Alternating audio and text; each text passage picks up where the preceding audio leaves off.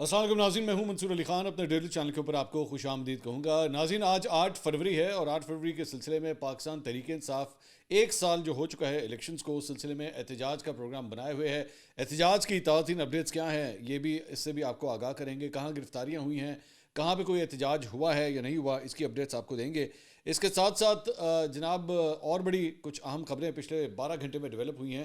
عمران خان صاحب کی جانب سے آرمی چیف کو ایک اور خط لکھا گیا ہے، یہ دوسرا خط ہے جو لکھا گیا ہے۔ اس خط میں کیا لکھا گیا ہے اس کو بھی انالائز کریں گے تھوڑی دیر میں، لیکن اس سے پہلے آپ سے ریکویسٹ کہ چینل کو سبسکرائب کرنا مت بھولیے، بیل آئیکن پریس کیجیے، اگر آپ کو ویڈیو پسند آئے اسے لائک اور شیئر ضرور کیجیے گا۔ اچھا جی، ایک تو آج صبح جو ہے وہ 8 فروری کے سلسلے میں، جیسا کہ آپ جانتے ہیں کہ الیکشنز کو ایک سال ہو چکا ہے، تو آج پاکستان کے جو بڑے بڑے اخبار ہیں اس کے فرنٹ پیج کے اوپر جو ہے وہ شہباز شریف صاحب کی تصویر جو ہے وہ سامنے لگی ہوئی ہے۔ یہ آپ اسکرین کے اوپر دیکھ رہے ہیں، اور تمام ہی بڑے اخبار، مطلب اس میں کوئی میرے خیال میں کوئی رہ نہیں گیا تھا جس کے اوپر جو ہے وہ یہ تصویر شائع نہیں ہوئی ہے۔ اور اس کی ہیڈ لائن بھی جو ہے وہ ہیڈ لائن نما جو ہے وہ اشتہار ہے ایکچولی، جس میں لکھا ہوا ہے کہ جی معاشی بحالی کا ایک سال، بے مثال، ناممکن کو ممکن بنایا گیا۔ اور اس کے ساتھ ساتھ ایک اور جو ہے وہ آرمی چیف کو لے کے بھی جو ہے وہ ایک خبر وہاں پہ بنی ہوئی ہے۔ مجھے پاکستان کے روشن اور مستحکم مستقبل پر کامل یقین ہے، یہ بھی جو ہے وہ فرنٹ پیجز کے اوپر جو ہے یہ خبر شائع ہوئی ہے۔ اچھا، یہ جو شہباز شریف صاحب کی جو تصویر شائع ہوئی ہے، اس کے نیچے یہ بھی لکھا ہوا ہے کہ وزارت اطلاعات و نشریات حکومت پاکستان، یعنی کہ وزارت اطلاعات کی جانب سے جو ہے وہ بیسکلی یہ اشتہار جاری ہوا ہے۔ اب بالکل اپوزٹ مومنٹم یا موڈ جو ہے وہ نظر آتا ہے حکومت کا اور اپوزیشن کا۔ حکومتی سائڈ جو ہے وہ اس کو سیلیبریٹ کر رہی ہیں، جبکہ اپوزیشن جو ہے یعنی کہ پی ٹی آئی اسے یوم سیاہ کے طور پہ منا رہی ہے۔ اچھا، ایک اور جو امپورٹنٹ بات ہے وہ یہ ہے کہ جو احتجاج کم از کم جو اس وقت یہ ویڈیو ریکارڈ ہو رہی ہے تو دوپہر کا ٹائم ہے۔ اب صبح سے لے کے دوپہر تک ہم نے جو اس کو مانیٹر کیا ہے کہ مختلف ایریاز کے اندر جو ہے وہ کس طرح کا احتجاج ہو رہا ہے، تو لاہور میں فی الحال ہمیں کوئی خاطر خواہ کوئی بڑا احتجاج، کوئی ریلی، کوئی اس قسم کی چیز جو ہے نظر نہیں آ رہی۔ اور یہ بھی ہے کہ پولیس بڑی ہائی الرٹ کے اوپر ہے، کیونکہ آج پاکستان اور نیوزی لینڈ کا میچ ہو رہا ہے۔ ٹرائی سیریز کا یہ پہلا میچ ہے، جس کی وجہ سے سیکیورٹی بھی پورے شہر میں جو ہے آج بہت سخت کی گئی ہے۔ لیکن البتہ ایک بات ضرور ہے کہ خیبر پختونخوا میں جو ہے نسبتاً کچھ بڑے قافلوں کی ویڈیوز جو ہے وہاں سے آ رہی ہیں کہ مختلف، کیونکہ اوزاری بات ہے وہاں پہ ایریا بھی جو ہے وہ پاکستان تحریک انصاف کا صوبہ جو ہے وہ حکومت ان کی ہے۔ تو ملتان کے اندر یہ خبر آئی ہے کہ وہاں پہ شامو قریشی کی جو صاحبزادی ہیں مہربانو قریشی، انہیں گرفتار کیا گیا ہے۔ زاہد بہار ہاشمی اور دلیر مہار، ان کو بھی جو ہے وہ ملتان سے یہ گرفتاریاں اب تک سامنے آئی ہیں، اور ان کو جو ہے وہ دفعہ 144 کی خلاف ورزی، پورے پنجاب میں دفعہ 144 نافذ ہے، اس کی خلاف ورزی کی بنیاد کے اوپر جو ہے یہ انہیں گرفتار کیا گیا ہے۔ اس کے ساتھ ساتھ ریلی نکالنے پر پی ٹی آئی کے 10 سے زائد کارکن بھی جو ہے وہ گرفتار کیے گئے ہیں۔ سوشل میڈیا کے اوپر جو ہے وہ ایک کلپ جو ہے وہ وائرل ہو رہا ہے، جس میں مہربانو قریشی کو گاڑی میں بٹھا کے جو ہے وہ لے جایا جا رہا ہے۔ تو مہربانو قریشی جو ہے وہ کہتی ہیں کہ سارے تھانے پیچھے رہ گئے، پتہ نہیں ہمیں کہاں لے کے جا رہے ہیں۔ ایک کارکن کہتا ہے کہ جی ٹوٹی روڈ پر 100 کی رفتار سے جا رہے ہیں، یہ ہماری پسلیاں توڑنا چاہتے ہیں لیکن ہم ان کی توڑیں گے، مطلب یہ اس کلپ کے اندر جو ہے یہ کہا ہوا سنا جا سکتا ہے۔ اس کے علاوہ جناب ایک اور جو انٹرسٹنگ آج ایک بیان سامنے آیا ہے جو مختلف ٹیلی ویژن چینلز کے اوپر بھی چل رہا ہے، سوشل میڈیا پہ بھی کافی وائرل ہے، وہ ہے گورنر پنجاب سردار سلیم حیدر خان کا۔ اب ذہن میں رکھیے گا کہ جو گورنر صاحب ہیں پنجاب کے، وہ ویسے بھی ذرا تھوڑی سی نون لیگ کے ساتھ جو ہے کٹ پٹ ان کی چلتی رہتی ہے، تو انہوں نے اس موقع کے اوپر جو ہے ایک بڑا کنٹروورشل بیان دیا ہے جو میرے خیال میں حکومتی حلقوں میں کوئی زیادہ اچھا تصور نہیں کیا جائے گا۔ انہوں نے کہا کہ یہ مجھے گارنٹی ہے، عطا اللہ تارڑ کے بارے میں جو وزیر اطلاعات ہیں ان کے بارے میں انہوں نے کہا ہے کہ انہوں نے کہا یہ مجھے گارنٹی ہے کہ عطا اللہ تارڑ صاحب نہیں جیتے ہوئے، بلاول صاحب جیتے تھے یا ہارے تھے یہ مجھے نہیں پتا، مجھے یہ پتا ہے کہ تارڑ صاحب ہارے ہوئے ہیں۔ تو ان سے سوال ہوا کہ کیا وہ فارم 47 پر ہیں، تو انہوں نے کہا سارے فارم 47 پر ہیں، پورا پاکستان فارم 47 پر ہے، آپ کے سامنے ہے۔ پھر ان سے سوال ہوا کہ پورے پاکستان میں آپ بھی آتے ہیں، تو انہوں نے کہا تو ہم بھی، میرے حلقے میں جو جیتے ہیں وہ 47 پر ہیں، پورا اٹک 47 پر ہے، پورا پنڈی 47 پر ہے، کراچی سے ڈھیر سارے لوگ 47 پر ہیں، اس کو چھپا کر کیا چھپانا چاہتے ہیں۔ اچھا، اب انٹرسٹنگ بات یہ ہے کہ یہ کوئی اور نہیں کہہ رہا، یہ بہت بڑا بیان ہے، اس کو لائٹلی نہیں لینا چاہیے، بیکاز یہ کوئی ایسا شخص نہیں ہے جو ہرا ہوا ہے، ٹھیک ہے، یہ ایک ایسا شخص ہے جو اس وقت سسٹم کا حصہ ہے، جو فیڈریشن کی نمائندگی کر رہا ہے پنجاب کے اندر، یہ وہ شخص کہہ رہا ہے، اور یہ پیپلز پارٹی کا گورنر ہے جو یہ بات کہہ رہا ہے۔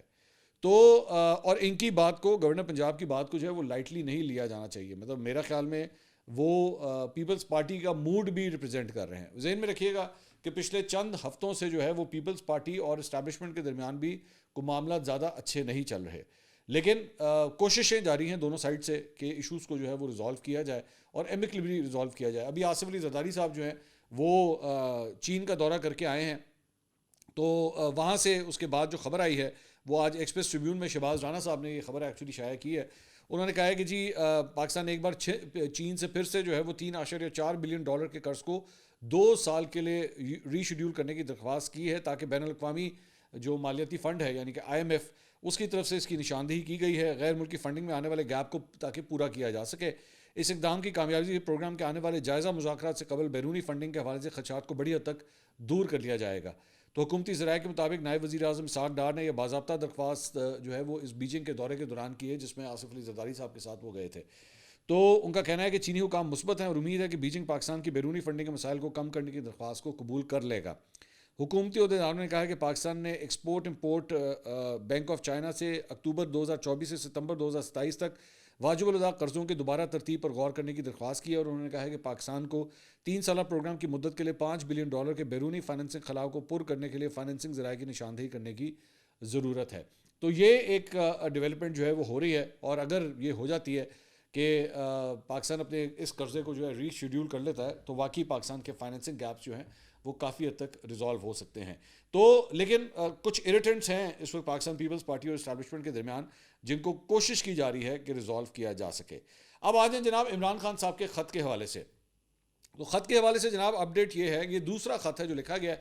پہلے خط کے اوپر جو ہے وہ کافی کنٹروورسی ہوئی تھی. کنٹروورسی اس پوائنٹ آف ویو سے ہوئی تھی کہ جناب پہلے یہ کہا گیا کہ جی وہ خط لکھا گیا ہے, تو خط جو ہے وہ ایکچولی ویسے نہیں بھیجا گیا تھا, ایون دو حقیقت یہ ہے کہ پاکستان تحریک انصاف کے اپنے رہنماؤں نے انیشلی ان کو بھی خود نہیں پتا تھا اس بات کا. انیشلی انہوں نے یہ شوشہ چھوڑا تھا کہ جی انہوں نے آرمی چیف کو خط لکھا ہے اور وہ خط جو ہے وہ جا رہا ہے. بعد میں پتہ لگا کہ جناب وہ خط ایکچولی ایک اوپن لیٹر تھا اور وہ سوشل میڈیا کے اوپر جو ہے وہ شائع ہوا ہے. تو اور وہ پبلک ڈومین کی کنزمپشن کے لیے تھا, مطلب پبلک کے لیے تھا کہ پبلک جو ہے وہ اس کو دیکھ سکے. تو اب انہوں نے دوسرا خط لکھا ہے. اس خط میں انہوں نے کیا لکھا ہے وہ ڈیٹیلز بھی آپ کے ساتھ شیئر کرتے ہیں. اس میں انہوں نے لکھا ہے جی میں نے ملک و قوم کی بہتری کی خاطر نیک نیتی سے آرمی چیف کے نام کھلا خط لکھا تاکہ فوج اور عوام کے درمیان دن بدن بڑھتی ہوئی خلیج کو کم کیا جا سکے, مگر اس کا جواب انتہائی غیر سنجیدگی اور غیر ذمہ داری سے دیا گیا ہے. اچھا, یعنی اس کا مطلب ہے کہ جو رزلٹ یا رپورٹ آئی ہے دوسری سائڈ سے اس سے عمران خان صاحب بالکل بھی خوش نہیں ہیں کہ اس کا رپلائی جو ہے وہ ٹھیک طرح نہیں کیا گیا ہے.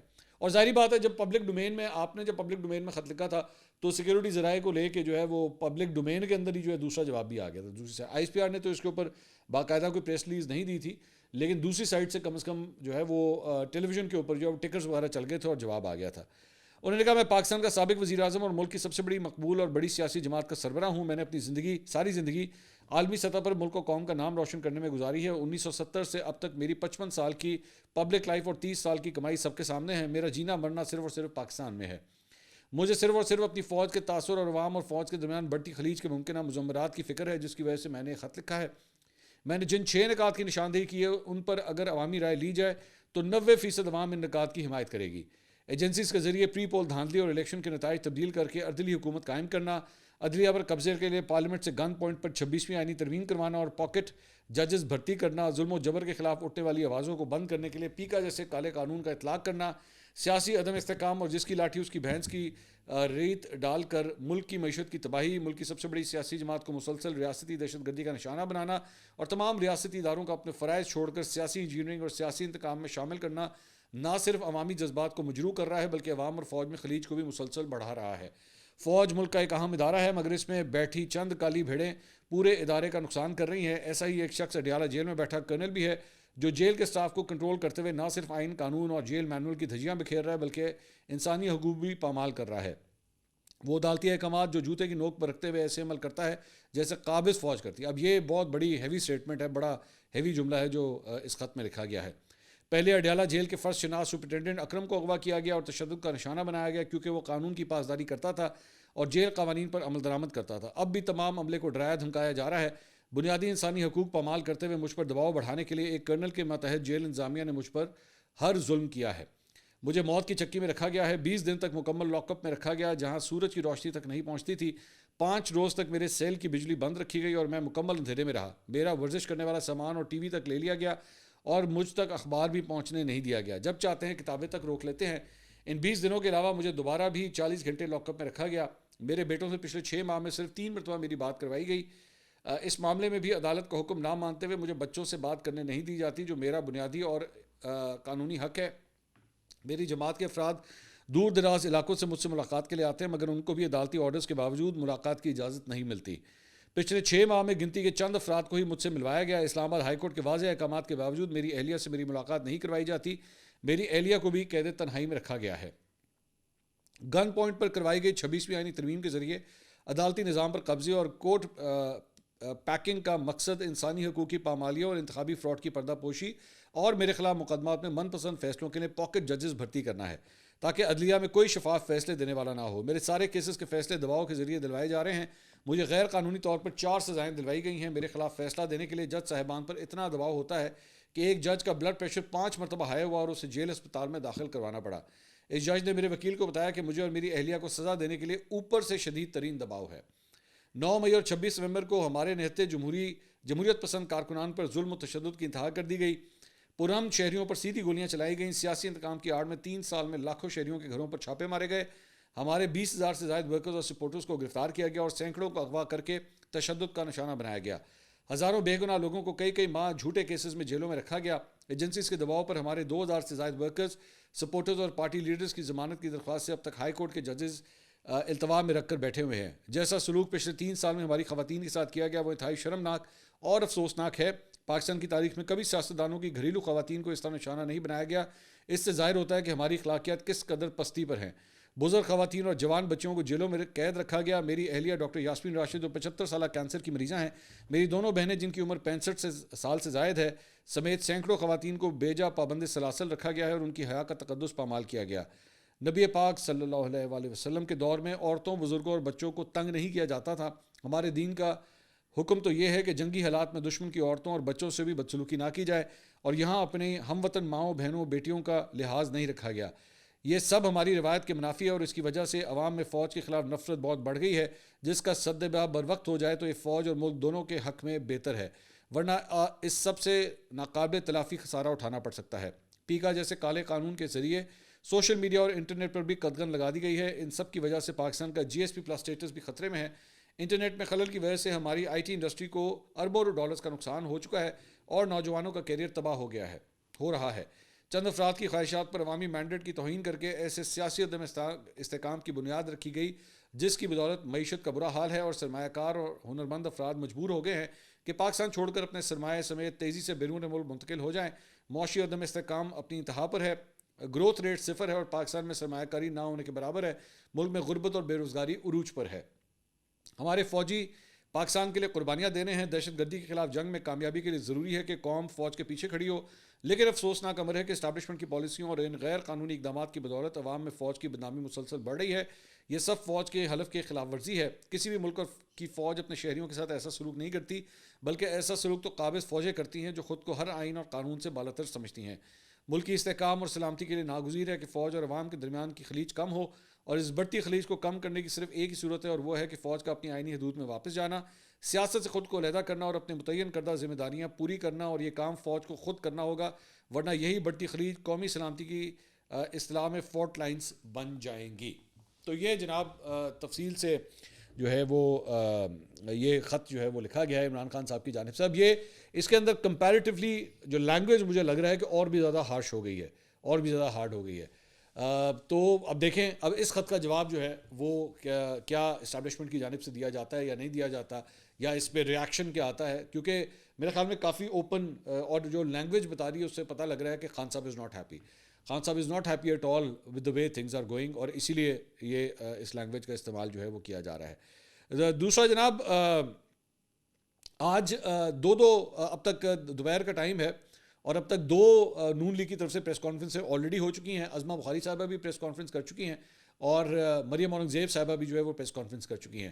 تو دونوں نے لاہور کے اندر پریس کانفرنس کی. عظمہ بخاری صاحبہ نے جو پریس کانفرنس کی وہ کل جو قذافی اسٹیڈیم میں تقریب ہوئی تھی اس کے حوالے سے انہوں نے کی کہ دیکھیں جی ملک ترقی کر رہا ہے، نوجوان جو ہے وہ اس چیز کو انجوائے کر رہے ہیں، اور یہ لوگ جو ہے وہ پی ٹی آئی والے جو ہے وہ احتجاج اور جلاؤ گھراؤ ان چیزوں کے اوپر نوجوانوں کو جو ہے لگا دیتے ہیں. مریم اورنگزیب صاحبہ نے جو پریس کانفرنس کی وہ ہارس اینڈ کیٹل شو کے حوالے سے تھی کہ جناب کل سے جو ہے وہ ہارس اینڈ کیٹل شو جو ہے دوبارہ شروع ہو رہا ہے. اچھا یہ پہلے بھی ہو چکا ہے, ایسا نہیں ہے کہ پہلے نہیں ہوا, لیکن اب جو ہے اس سے دوبارہ ری ایکٹیویٹ جو ہے وہ کیا جا رہا ہے, اور اس سلسلے میں لاہور کے اندر مختلف مقامات کے اوپر جو ہے وہ ایونٹس ہونے جا رہے ہیں, which I think is a good thing. میرا خیال میں کلچرلی یہ ایک اچھی چیز ہے کہ اس طرح کے شوز جو ہیں وہ منعقد ہو رہے ہیں. یہ پاکستان کی ثقافت کے حوالے سے جو ہے ایک بڑی امپورٹنٹ ڈیولپمنٹ ہے, میرے خیال میں یہ ضرور ہونی چاہیے. اس کے علاوہ راول پنڈی اڈیالہ جیل میں انسداد دہشت گردی عدالت کے جج امجد علی شاہ نے بشرا بی بی پر 26 نومبر کے بعد درج 31 مقدمات کی سماعت کی. اس موقع پہ بشرا بی بی کو کمرہ عدالت میں پیش کیا گیا, جبکہ 31 مقدمات کے تفتیشی افسران بھی عدالت میں پیش ہوئے. بشرا بی بی نے کہا کہ شامل تفتیش ہونے سے قبل عمران خان اور وکیل سے مشاورت کرنی ہے, مشاورت کے بعد میں اپنا بیان ریکارڈ کروانے کے لیے تیار ہوں. انہوں نے کہا کہ شوہر اور وکیل سے آج ملاقات کروا دی جائے تو آج ہی شامل تفتیش ہونے کو میں تیار ہوں. بشرا بی بی نے عمران خان کی موجودگی میں شامل تفتیش ہونے کی بھی عدالت سے درخواست کی, جس کے بعد عدالت نے ایس او پی کے مطابق بشرا بی بی کی عمران خان اور وکیل سے ملاقات کا حکم دیا, اور 31 مقدمات کی سماعت جو ہے وہ 7 مارچ تک کے لیے ملتوی کر دی گئی ہے. تو اس کے علاوہ جناب ہم نے پچھلے ویلاگ کے اندر آپ کو ایک بچی کے حوالے سے خبر دی تھی نوشہرہ میں, جسے دفن کرنے کی کوشش کی گئی تھی, لیکن اس بچی کو ریکور کر لیا گیا ہے. ایک خوشخبری یہ ہے کہ پاک فوج کے افسر میجر وکاس نے اس لاوارث بچی کو گود لے لیا ہے. بہت اچھی یہ خبر جو ہے وہ آئی ہے اس بچی کے حوالے سے. اور اس واقعے کا علم رسال پور میں کورس کرنے والے میجر وکاس کو جب ہوا تو وہ ہسپتال پہنچے, اور انہوں نے قانونی کارروائی کرتے ہوئے جو ہے سول کورٹ کے ذریعے اس بچی کو گود لے لیا ہے. میں خود میجر وکاس صاحب کو جو ہے وہ نیک خواہشات اپنی پہنچانا چاہوں گا, اور آپ کو آئیڈیا نہیں ہے کہ آپ نے کتنے بڑا نیکی کا یہ کام کیا ہے, کہ ایک زندگی آپ نے بچائی ہے, ایک زندگی کو آپ نے اڈاپٹ کیا ہے. اب اس کے لیے ہمت بھی چاہیے ہوتی ہے, اور اس کے لیے انسان کا دل گردہ بھی ہونا چاہیے کہ وہ جو ہے اس طرح کسی بچے کو اڈاپٹ کرے اور اس کی زندگی جو ہے وہ امپروو کرے. یہ بہت اچھی بات ہے. تو جناب ایک اور خبر جو ہے وہ بھارت سے آ رہی ہے, اور وہاں پہ جناب خبر یہ ہے دلی میں کہ جو اسمبلی انتخابات ہو رہے ہیں وہاں پہ Bharatiya Janata party B J پی کی جو ہے وہ واپسی ہو رہی ہے, اور وہاں پہ عام آدمی پارٹی جو ہے اس کو شدید دھچکا لگا ہے. اب تک جو رزلٹ سامنے آ رہے ہیں, جو ایگزٹ پولز ہیں اس کے مطابق 46 نشستوں پر بی جے پی وہاں پہ, اور 24 نشستوں پہ جو ہے وہ عام آدمی پارٹی کو وہاں پہ برتری حاصل ہے. اور سخت, اور اس کے ساتھ ساتھ جو وزیر اعلیٰ اروند کیجریوال ہیں ان کے بارے میں بھی کہا جا رہا ہے کہ ان کو بھی اپنی سیٹ جیتنے میں جو ہے اس وقت مشکلات کا سامنا کرنا پڑ رہا ہے. آئی ڈونٹ نو, اب جب ریزلٹس کمپلیٹ آتے ہیں تو پھر پتہ لگے گا کیا بی جے پی جو ہے وہ دلی کے اوپر قبضہ کرنے کے اوپر کامیاب ہوتی ہے یا نہیں ہوتی. اگلی ویڈیو میں آپ سے دوبارہ ملاقات ہوگی. اللہ حافظ.